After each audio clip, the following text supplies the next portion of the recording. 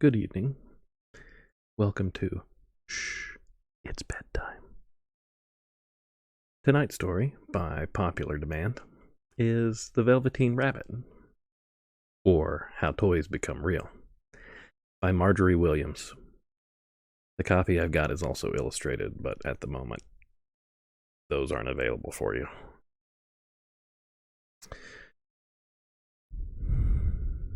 Let's get started. There once was a Velveteen Rabbit, and in the beginning, he was really splendid. He was fat and bunchy, as a rabbit should be. His coat was spotted brown and white. He had real thread whiskers, and his ears were lined with pink sateen. On Christmas morning, when he sat wedged in the top of the boy's stocking, with a sprig of holly between his paws, the effect was charming. There were other things in the stocking, nuts and oranges and a toy engine, and chocolate almonds and a chocolate mouse, but the rabbit was quite the best of all. For at least 2 hours, the boy loved him, and then aunts and uncles came to dinner, and there was a great rustling of tissue paper and unwrapping of parcels, and in the excitement of looking at all the new presents, the Velveteen Rabbit was forgotten. For a long time, he lived in the toy cupboard, or on the nursery floor, and no one thought very much about him. He was naturally shy, and being only made of velveteen, some of the more expensive toys quite snubbed him. The mechanical toys were very superior and looked down upon everyone else. They were full of modern ideas and pretended that they were real. The model boat, who had lived through 2 seasons and had lost most of his paint, caught the tone from them and never missed an opportunity to refer to his rigging in technical terms. The rabbit could not claim to be a model of anything, for he didn't know about real rabbits existing. He thought they were all stuffed with sawdust like himself, and he understood that sawdust was quite out of date and should never be mentioned in modern circles. Even Timothy, the jointed wooden lion who was made by the disabled soldiers and should have had broader views, put on airs and pretended he was connected with the government. Between them all, the poor little rabbit made to feel himself very insignificant and commonplace, and the only person who was kind to him at all was the Skin Horse. The Skin Horse had lived longer in the nursery than any of the others. He was so old that his brown coat was bald in patches and showed the seams underneath, and most of the hairs in his tail had been pulled out to string bead necklaces. He was wise, for he had seen a long succession of mechanical toys arrive to boast and swagger, and by break their mainsprings and pass away, and he knew that they were only toys, and would never turn into anything else. For nursery magic is very strange and wonderful, and only those playthings that are old and wise and experienced like the Skin Horse understand all about it. "What is real?" asked the rabbit one day, when they were lying side by side near the nursery fender before Nana came in to tidy the room. "Does it mean having things that buzz inside you and a stick-out handle?" "Real isn't how you were made," said the Skin Horse. "It's a thing that happens to you. When a child loves you for a long, long time, not just to play with, but really loves you, then you become real." "Does it hurt?" asked the rabbit. "Sometimes," said the Skin Horse, for he was always truthful. "When you are real, you don't mind being hurt." "Does it happen all at once, like being wound up?" he asked. "Or bit by bit?" "It doesn't happen all at once," said the Skin Horse. "You become. It takes a long time. That's why it doesn't happen often to people who break easily or have sharp edges, or who have to be carefully kept. Generally, by the time you are real, most of your hair has been loved off, and your eyes drop out, and you get loose in the joints and very shabby. But these things don't matter at all, because once you are real, you can't be ugly, except to people who don't understand." "I suppose you are real," said the rabbit, and then he wished he had not said it, for he thought the Skin Horse might be sensitive. But the Skin Horse only smiled. "The boy's uncle made me real," he said. "That was a great many years ago. But once you are real, You can't become unreal again. It lasts for always." The rabbit sighed. He thought it would be a long time before this magic called real happened to him. He longed to become real, to know what it felt like. And yet the idea of growing shabby and losing his eyes and whiskers was rather sad. He wished that he could become it without those uncomfortable things happening to him. There was a person called Nana who ruled the nursery.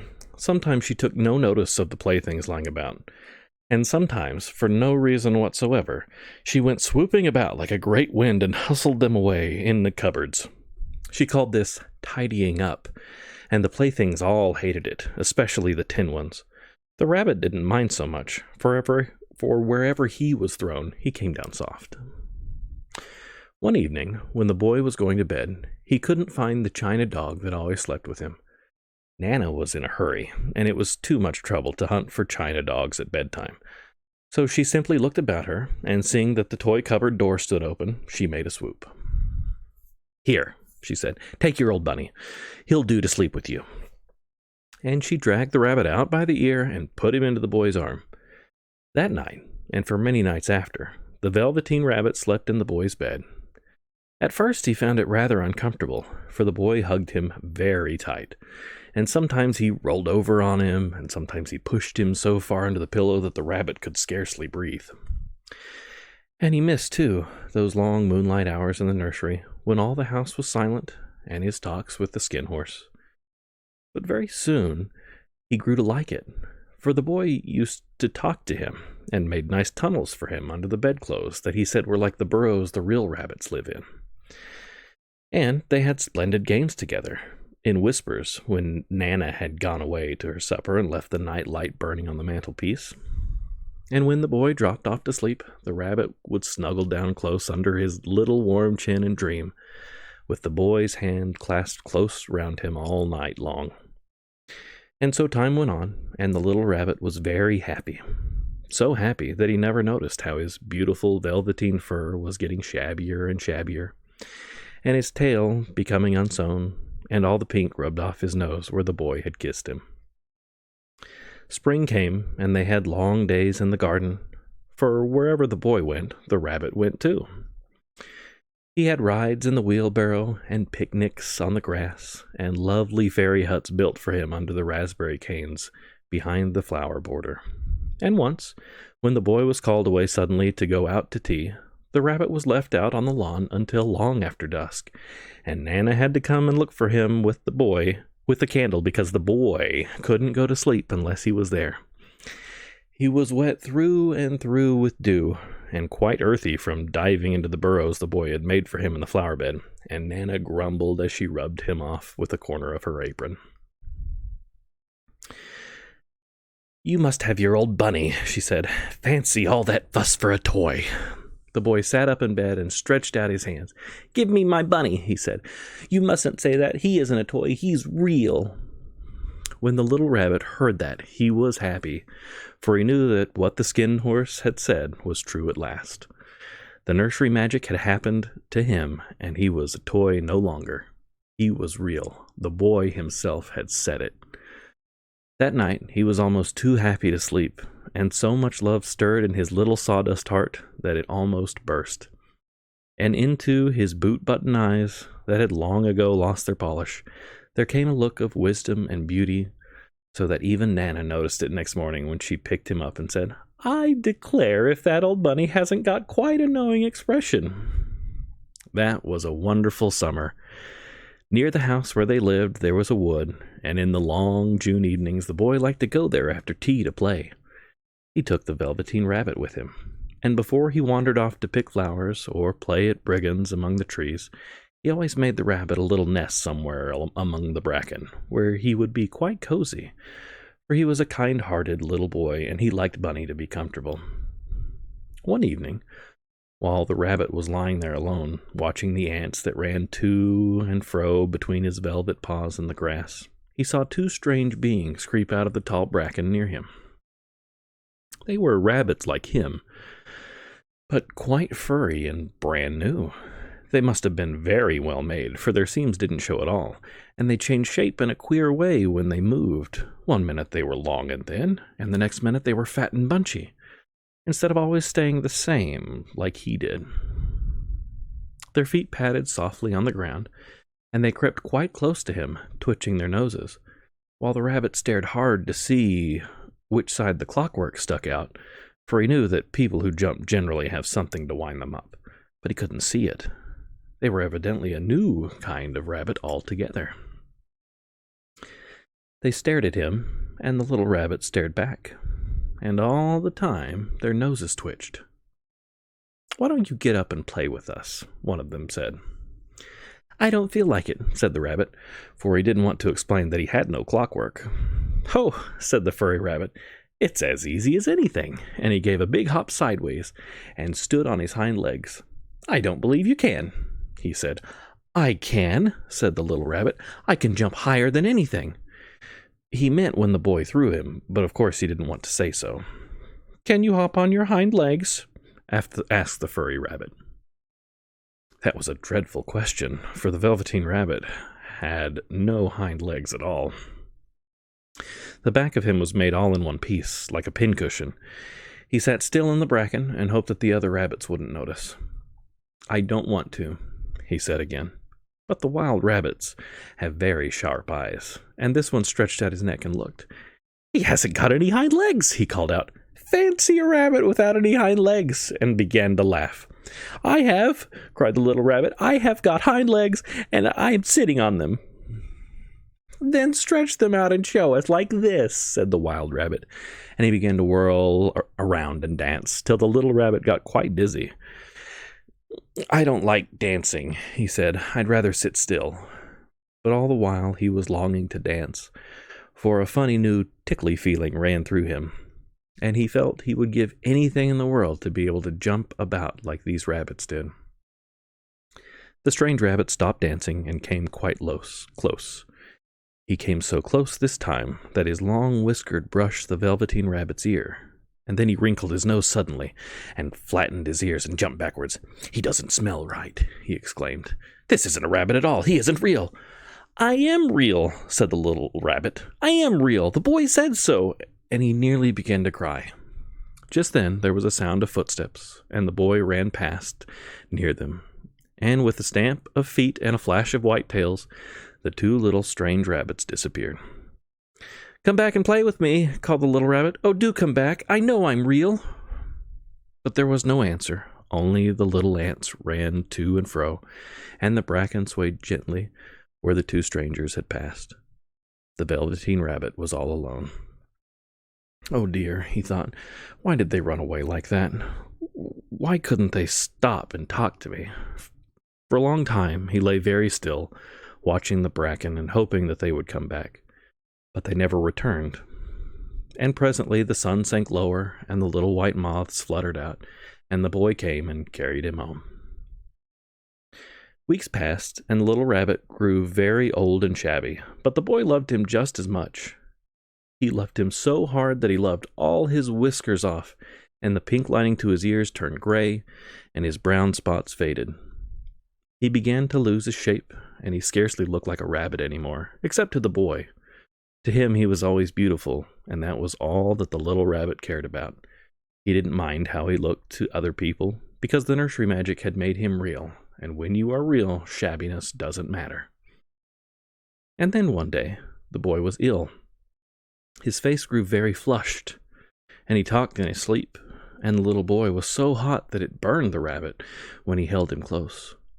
Strange people came and went in the nursery, and a light burned all night, and through it all the little Velveteen Rabbit lay there, hidden from sight under the bedclothes, and he never stirred, for he was afraid that if they found him, one might take him away, and he knew that the boy needed him.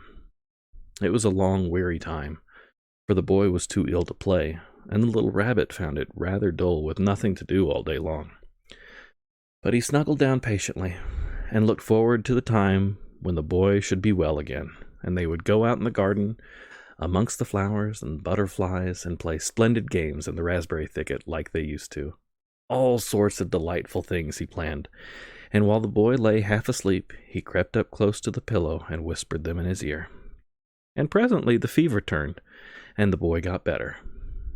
He was able to sit up in bed and look at picture books, while the little rabbit cuddled close at his side. And one day, they let him get up and dress.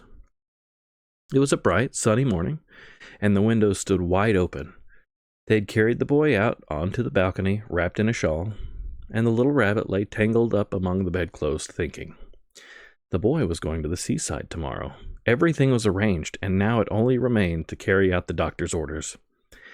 They talked about it all, while the little rabbit lay under the bedclothes, with just his head peeping out, and listened. The room was to be disinfected, and all the books and toys that the boy had played with in bed must be burnt. Hurrah, thought the little rabbit. Tomorrow we shall go to the seaside, for the boy had often talked of the seaside, and he wanted very much to see the big waves coming in, and the tiny crabs, and the sand castles. Just then Nana caught sight of him. How about this old bunny? She asked. That, said the doctor. Why, it's a mass of scarlet fever germs. Burn it at once. What nonsense. Get him a new one. He mustn't have that any more. And so the little rabbit was put into a sack with the old picture books and a lot of rubbish and carried out to the end of the garden behind the fowl house. That was a fine place to make a bonfire, only the gardener was too busy just then to attend to it. He had the potatoes to dig and the green peas to gather, but the next morning he promised to come quite early and burn the whole lot. That night, the boy slept in a different room, and he had a new bunny to sleep with him. It was quite a splendid bunny, all white plush with real glass eyes, but the boy was too excited to care very much about it, for tomorrow he was going to the seaside, and that in itself was such a wonderful thing that he could think of nothing else. And while the boy was asleep, dreaming of the seaside, the little rabbit lay among the old picture books in the corner behind the fowl house, and he felt very lonely. The sack had been left untied, and so by wriggling a bit, he was able to get his head through the opening and look out. He was shivering a little, for he had always been used to sleeping in a proper bed, and by this time his coat had worn so thin and threadbare from hugging that it was no longer any protection to him. Nearby, he could see the thicket of raspberry canes, growing tall and close like a tropical jungle, in whose shadow he had played with the boy on bygone mornings. He thought of those long sunlit hours in the garden, how happy they were, and a great sadness came over him. He seemed to see them all pass before him, each more beautiful than the other, the fairy huts and the flower bed, the quiet evenings in the wood when he lay in the bracken and the little ants ran over his paws. The wonderful day when he first knew that he was real. He thought of the skin horse, so wise and gentle, and all that he had told him. Of what use was it to be loved and lose one's beauty and become real if it all ended like this? And a tear, a real tear, trickled down his little shabby velvet nose and fell to the ground. And then a strange thing happened. For where the tear had fallen out of the ground, a mysterious flower had grown. Not at all like any that grew in the garden. It had slender green leaves the color of emeralds, and in the center of the leaves a blossom like a golden cup. It was so beautiful that the little rabbit forgot to cry and just lay there watching it. And presently the blossom opened, and out of it there stepped a fairy. She was quite the loveliest fairy in the world. Her dress was of pearl and dewdrops, and there were flowers round her neck and in her hair, and her face was like that, the most perfect flower of all. She came close to the little rabbit and gathered him up in her arms and kissed him on his velveteen nose that was all damp from crying. "Little rabbit," she said, "don't you know who I am?" The rabbit looked up at her, and it seemed to him that he had seen her face before, but he couldn't think where. "I'm the nursery magic fairy," she said. "I take care of all the playthings that the children have loved. When they are old and worn out and the children don't need them anymore, then I come and take them away with me and turn them into real." "Wasn't I real before?" asked the little rabbit. "You were real to the boy," the fairy said, "because he loved you. Now you shall be real to everyone." And she held the little rabbit close in her arms, and flew with him into the wood. It was light now, for the moon had risen, and the forest was beautiful, and the fronds of the bracken shone like frosted silver. In the open glade between the tree trunks, the wild rabbits danced with their shadows on the velvet grass. But when they saw the fairy, they all stopped dancing and stood round in a ring to stare at her. "I've brought you a new playfellow," the fairy said. "You must be very kind to him and teach him all he needs to know in Rabbitland, for he is going to live with you forever and ever." And she kissed the little rabbit again and put him down on the grass. "Run and play, little rabbit," she said. But the little rabbit sat quite still for a moment and never moved. For when he saw all the wild rabbits dancing around him, he suddenly remembered about his hind legs. He didn't want them to see that he was made all in one piece. He did not know that when the fairy kissed him, that last time she had changed him altogether. And he might have sat there a long time, too shy to move, if just then something hadn't tickled his nose, and before he thought what he was doing, he lifted his hind toe to scratch it. And he found that he actually had hind legs. Instead of dingy velveteen, he had brown fur, soft and shiny. His ears twitched by themselves, and his whiskers were so long that they brushed the grass. He gave one leap, and the joy of using those hind legs was so great that he went springing about the turf on them, jumping sideways and whirling round as the others did. And he grew so excited that at last he did stop to look for the fairy. She had gone. He was a real rabbit at last, and home with the other rabbits. Autumn passed, and winter, and in the spring, when the days grew warm and sunny, the boy went out to play in the wood behind the house. And while he was playing, 2 rabbits crept out from the bracken and peeped at him. One of them was brown all over, but the other had strange markings under his fur, as though long ago he had been spotted, and the spots still showed through. And about his little soft nose and his round black eyes there was something familiar, so that the boy thought to himself, "Why, he looks just like my old bunny that was lost when I had scarlet fever." But he never knew that it really was his own bunny, come back to look at the child who had first helped him to be real. And that's the end of the story. Hope you enjoyed it, and we'll see you next time.